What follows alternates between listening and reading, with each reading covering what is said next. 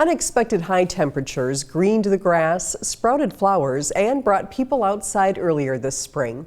Edina 16 Scott Denfeld went out recently to determine how record high temperatures have affected the city's parks and facilities and their bottom lines. Weather in Minnesota is anything but predictable. But this past winter and spring has taken it to all new heights.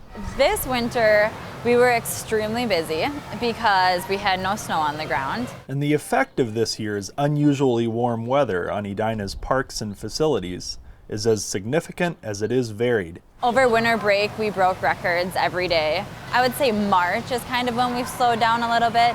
Usually spring break time is pretty busy for us, but because the weather has gotten nicer, it's kind of been not quite the busy spring break that we're used to. So, after a boost in business early, Edinboro Park has had to adjust to the ongoing results of the warmth outside.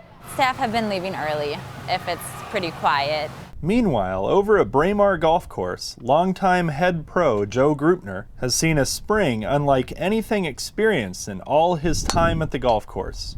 This is the earliest start we've ever had where we've actually had good weather. It's just been gorgeous weather right through the whole spring so far. It's amazing. And due to hard work by the staff, golfers have been flocking to the course to enjoy the rare conditions. It's been a scramble start, but it's been fun because we're taking money in and so it's really worked out. But we've had to work hard to get it together. Edina's Centennial Lakes Park has seen a similar effect on both park conditions and staffing. Usually we have 5 or 6 weeks between snow melt and everything really starts to grow.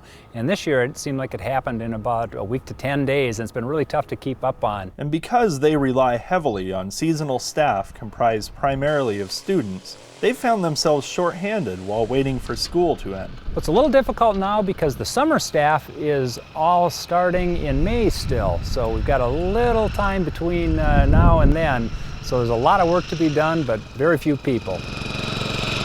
Ultimately, the warm weather has created conditions both challenging and rewarding for all of Edina's parks and facilities. But in the end, it was Joe who reminded us to enjoy it, because in Minnesota, you never know what's coming next. Mother Nature is very fickle.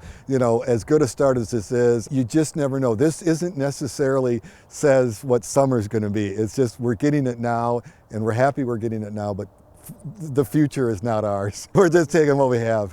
For Edina 16, I'm Scott Denfeld.